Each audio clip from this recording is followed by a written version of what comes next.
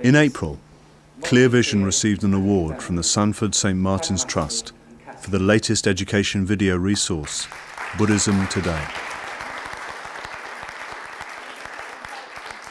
This resource, aimed at children aged 14 to 18, completed Clear Vision's series of education videos covering all age groups. Worldwide recognition for the products continues to grow and resulted earlier this year in a collaboration with the Buddhism in Mongolia project to translate programs from the series into Mongolian. In 1990, after 70 years of Soviet-inspired communist suppression, Mongolians once again became free to follow their traditional religion, Buddhism. The Buddhism in Mongolia project, run through the Tibet Foundation, was established in 1993 to assist both the monastic and the lay communities in Mongolia in the study and practice of the Buddha Dharma. It's very obvious if you go to Mongolia that people have great faith and have great devotion. And it also was pretty obvious even in 1993 when I first went there that in terms of ritual practice, the Mongolians had regained their understanding and their practice very quickly.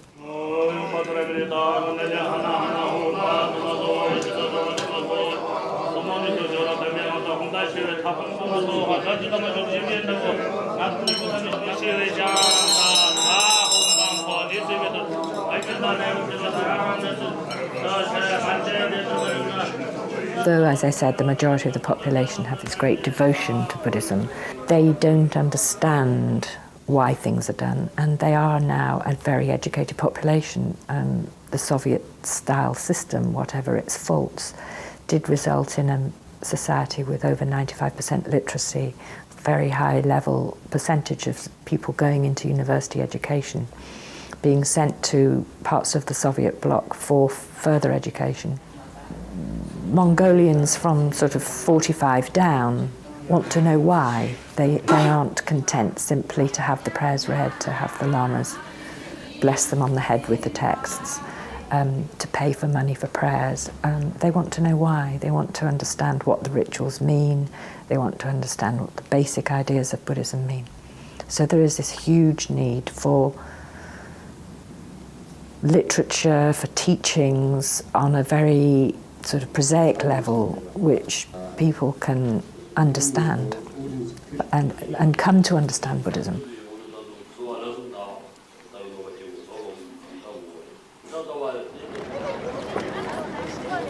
One of the aspects about this desire to know, to understand why, among the lay people have been quite a few requests we've had from Mongolian kindergarten teachers and people who say there isn't any material on Buddhism for children. What are you doing about children? There are many Christian missionaries in Mongolian of various different colours and flavours, and one of the things that many of the Christian groups have done is to produce a lot of very colourful, interesting-looking books for children, which they distribute freely far and wide around the country. So there is a feeling that there needs to be some material for children. After one of her visits to Mongolia, Sue came across Clear Vision's education resource, The Monkey King and Other Tales. This pack is aimed at children from 5 to 7 years old and retells 6 stories from the Buddhist tradition.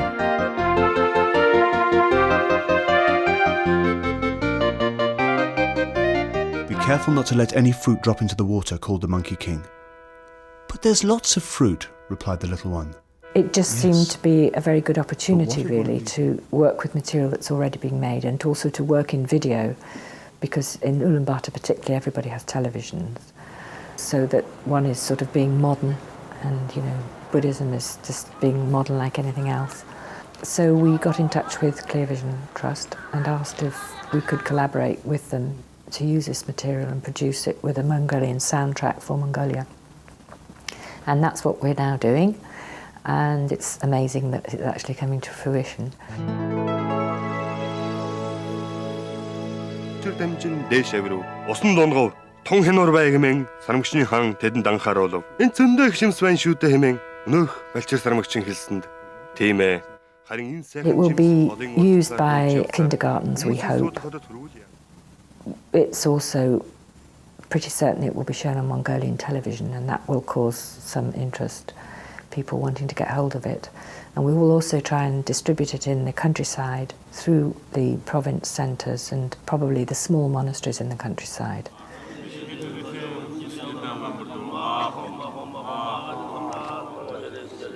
We found it incredibly difficult to get people in this country interested in the work in Mongolia.